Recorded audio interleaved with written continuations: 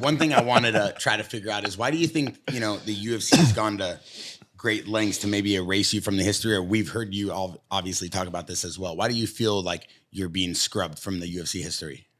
Just personal. Yeah. Yeah. When the Fertittas bought the UFC, they hired me to consult them. So I flew to Las Vegas and I lived in the Station Casino and I trained Lorenzo and Dana every morning. And then every night I consulted them on the business. You trained them in what? MMA. Really? Yeah, I was the first MMA coach. You trained the Fertitta brothers and Dana White? No, I just trained Lorenzo and Dana. Yeah, they just bought the company. I was in my home, I was retired, and they called me and said, hey, well, we just bought the thing. They were using it as a bridge to get me in their world. They wanted me to fight for them. And so I flew out there, we did the training, we sat down every night. At the end of 2 weeks, they pulled out their plan. And that was, remember the Carmen Electra and the Tito Ortiz and his tighties, whiteys with oil all over him? They pulled this out and they're like, we're going to buy every USA Today and every newspaper and a full page. And I go, guys, I don't think we're there yet. I go, I've been out doing this for like 3 years. The sport is damaged. Like people don't understand what we're doing. So there's an educational moment where we got to catch everybody up. I don't think we can just put a new face on it, shine it up and roll it out with Tito Ortiz and Carmen Electra. And they were like, you're wrong. Okay. So I never did business with them because I didn't believe in their marketing plan, period. And then what happened after that is because I didn't join them, I became an adversary. And then I, did a deal with K1 instead of the UFC. I did a deal with so-and-so instead of the UFC. I did a deal with so-and-so instead of the UFC. And then when asked, I spoke the truth.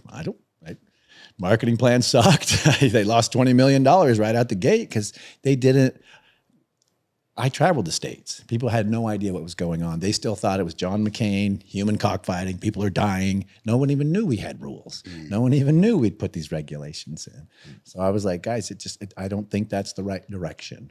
And then, the minute I didn't join the team, I was on the other team. Have you ever been able to reconcile the relationship with Dana White? Nah. He's a piece of crap. I have no interest. I mean, he's not in my life. That's the other reason I'm not in the sport. He's the figurehead of the sport. I don't want anything to do with him and by proxy, this sport. Yeah. And I love this sport. Martial arts is my life. You still watch it sometimes? Yeah. I mean, if you fought, I'd watch. Like my friends fight, I'll watch it. But yeah, but here's the thing. I'm not a fan of the sport. I'm a participant. So when I watch it, my brain works differently. It's mechanics, ones, zeros. My brain's up here working the whole time. I'm not watching fights. I'm watching these humans and their biomechanics do this thing that I did 20 years ago. My brain's like, oh, I remember that. Tickle, tickle. Interesting. That angle could be better. That's new. That's what happens in my brain. It's not enjoyable for me. Yeah. And then the people around it, if I could be real, aren't that enjoyable. A bunch of knuckleheads who think they're tough, a bunch of tough guys that aren't tough. And it's like, those aren't my people. My people are intelligent, kind, loyal, like hardworking, trying to get it done, help folks. And I love my fans. Some people that like me, they're not like me. They're different. And that's okay.